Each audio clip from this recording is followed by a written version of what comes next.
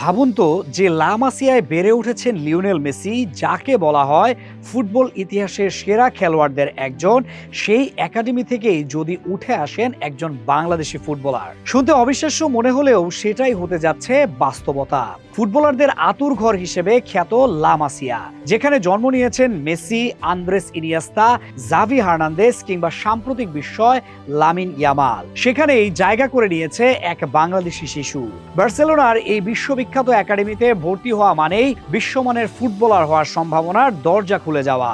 বাংলাদেশের ফুটবলের জন্য এটি নিঃসন্দেহে এক ঐতিহাসিক মুহূর্ত, কারণ এতদিন ইউরোপের বড় ক্লাবগুলোর একাডেমিতে এদেশের কোনো খেলোয়াড়কে দেখা যায়নি। লা মাসিয়ার সুযোগ পাওয়া মানেই শুধু প্রতিভার স্বীকৃতি নয়, বরং বিশ্ব ফুটবলে জায়গা করে নেওয়ার সম্ভাবনাও বেড়ে যাওয়া। এখন থেকে বাংলাদেশের ফুটবল সমর্থকরাও হয়তো নতুন এক স্বপ্ন দেখতে শুরু করবে।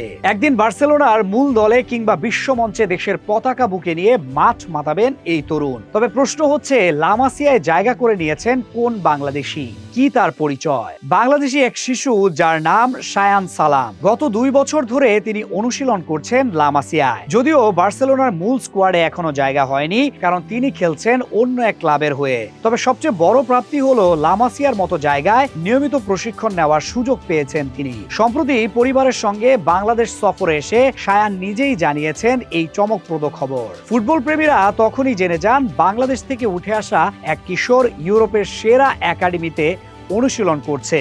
আরো এক চমক হলো তার পারিবারিক পরিচয়ে। শায়ানের বাবা নিজেও ছিলেন একজন পেশাদার ফুটবলার, যিনি এক সময় খেলেছেন দেশের ঐতিহ্যবাহী ক্লাব মোহামেডানে। অর্থাৎ ফুটবলের রক্ত যেন বইছে তার শিরায়। সবচেয়ে আনন্দের খবর হচ্ছে, স্পেনে বেড়ে ওঠা শায়ানের স্বপ্ন দেশের নাম উজ্জ্বল করা। তিনি জানিয়েছেন, আমি বার্সার সঙ্গে প্র্যাকটিস করছি আর আরেকটা ক্লাবের হয়ে ম্যাচ খেলি। ইনশাল্লাহ উন্নতি হবে ভবিষ্যতে, আর আমিও ভবিষ্যতে বাংলাদেশের হয়ে খেলতে চাই। লা মাসিয়ার মতো এক জায়গায় প্রশিক্ষণ নেওয়া মানেই ফুটবল ক্যারিয়ারে অগাধ সম্ভাবনার ইঙ্গিত। তাই বলা যায়, শায়ান সালামের এই পথ চলা বাংলাদেশের ফুটবলের জন্য হতে পারে এক নতুন অধ্যায়ের সূচনা। তাকে ঘিরে স্বপ্ন দেখছে বাফুফেও। বাফুফের সদস্য জাকির হোসেন চৌধুরী বলেন, আপনারা তো জানেনই বাংলাদেশের ফুটবলের সঙ্গে স্প্যানিশ ফুটবলের, বিশেষ করে ও যেখানে আছে সেখানকার তফাৎ অনেক পার্থক্য থাকবেই। তারপরও আমরা ওকে বাংলাদেশের দিয়ে উৎসাহ দিচ্ছি, যেন ও ভবিষ্যতে পরিপক্ক হয়ে বাংলাদেশ জাতীয় দলের হয়ে খেলতে পারে।